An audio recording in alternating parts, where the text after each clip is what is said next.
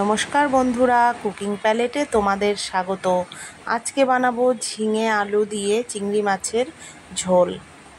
আমি এখানে চিংড়ি মাছগুলোকে নিয়ে নিয়েছি।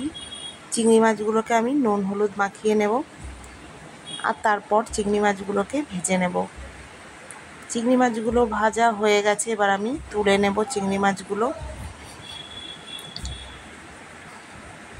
আর তারপর এই তেলের মধ্যে আমি কালো জিরে ফোড়ন দিয়ে দেব আর দিয়ে দেব আলুগুলো একটু ভেজে নিয়ে আমি ঝিঙেটা দিয়ে দেব।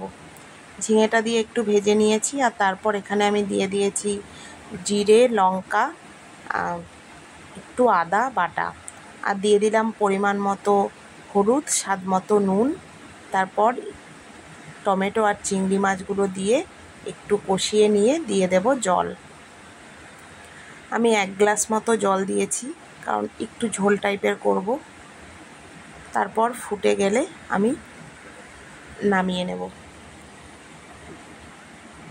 আলু ঝিঙে সব সেদ্ধ হয়ে গেছে আর ফুটে গেছে, রেডি হয়ে গেছে, আমি নামিয়ে নিয়েছি। তো বন্ধুরা, তোমাদের কেমন লাগলো জানিও।